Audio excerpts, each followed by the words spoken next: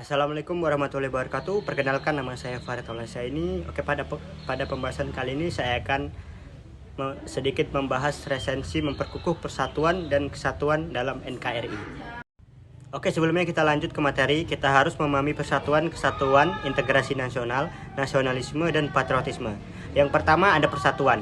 Persatuan adalah bersatunya unsur-unsur yang berbeda dan beraneka ragam yang menjadi kesatuan yang bulat dan serasi. Berikutnya adalah kesatuan. Kesatuan adalah utuh, satu, tidak terpecah belah, keterpaduan atau gabungan dari keberagaman atau kemajemukan. Selanjutnya integrasi nasional. Nah, integrasi nasional ini sebagai proses penyatuan suatu bangsa yang mencakup semua aspek kehidupannya, yaitu aspek sosial, politik, ekonomi, dan budaya. Berikutnya nasionalisme. Nasionalisme adalah sikap politik atau paham kesadaran dan semangat cinta terhadap tanah air.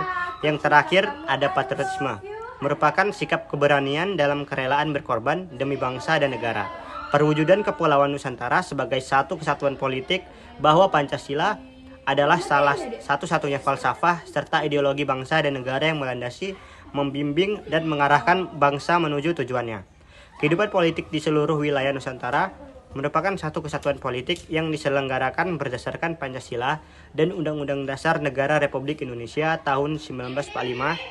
Setiap konsensus atau kesepakatan yang telah ditetapkan oleh lembaga kekuatan harus dipatuhi bahwa seluruh Kepulauan Nusantara merupakan kesatuan hukum, dalam arti bahwa hanya ada satu hukum yang mengabdi kepada kepentingan nasional. Hal perwujudan Kepulauan Nusantara sebagai satu kesatuan ekonomi, bahwa kekayaan wilayah Nusantara, baik itu potensial maupun efektif, adalah modal dan milik bersama bangsa. Keperluan hidup sehari-hari harus tersedia merata di seluruh wilayah tanah air. Tingkat perkembangan ekonomi harus serasi dan setimbang di seluruh daerah tanpa meninggalkan ciri-ciri khas yang dimiliki oleh daerah-daerah dalam mengembangkan ekonominya. Regulasi mengenai kebijakan ekonomi nasional harus berorientasi kepada kerakyatan. Kehidupan perekonomian di seluruh wilayah Nusantara merupakan satu kesatuan ekonomi yang diselenggarakan sebagai usaha bersama berdasarkan atas asas kekeluargaan dan ditunjukkan bagi kemakmuran rakyat. Perwujudan Kepulauan Nusantara sebagai satu kesatuan sosial budaya, bahwa masyarakat Indonesia adalah satu perikehidupan bangsa, harus merupakan kehidupan yang serasi dengan tingkat kemajuan masyarakat yang sama, merata, dan seimbang, serta adanya keselarasan kehidupan yang sesuai dengan kemajuan bangsa, bahwa budaya Indonesia pada hakikatnya adalah satu corak ragam budaya yang ada menggambarkan kekayaan budaya yang menjadi modal dan landasan pengembangan budaya bangsa seluruhnya, yang hasil-hasilnya dapat dinikmati oleh seluruh bangsa Indonesia. Kebudayaan nasional menjadi ciri khas dan menjadi jati diri dari bangsa Indonesia.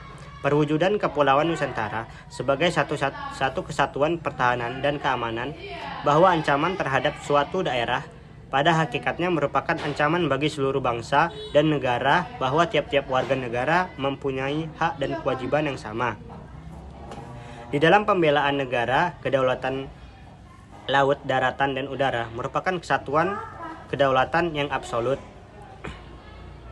Kita masuk. Upaya-upaya dalam pertahanan dan keamanan merupakan tanggung jawab bagi semua warga negara Indonesia. Alat pemersatu bangsa adalah media perekat semua unsur yang berbeda.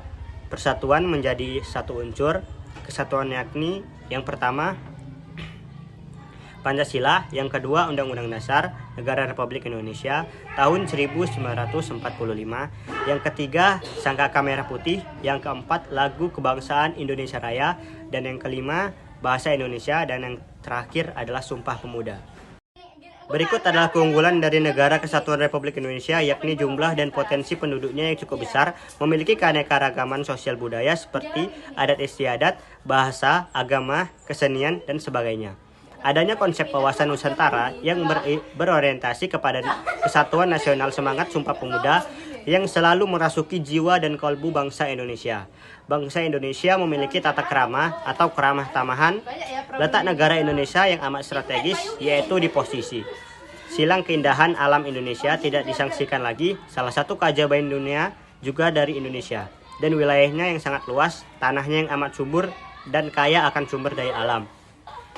Berikut adalah faktor penghambat persatuan dan kesatuan bangsa Indonesia. Yang pertama adalah kurangnya penghargaan terhadap kemajemukan yang bersifat heterogen, kurangnya toleransi antar golongan, kurangnya kesadaran dari masyarakat Indonesia terhadap ancaman dan gangguan dari luar, adanya ketidakpuasan terhadap ketimpaan dan ketidakmerataan hasil-hasil pembangunan kebinekaan atau keberagaman pada masyarakat Indonesia.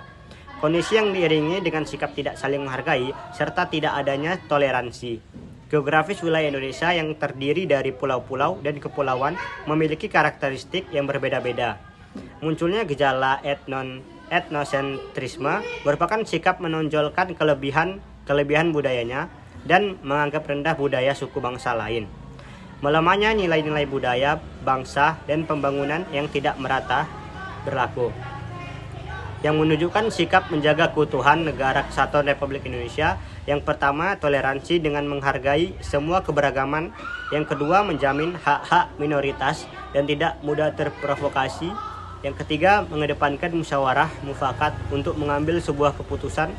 Yang keempat, prioritaskan kepentingan umum. Dan yang terakhir, menghindari rasa etnosentrisme.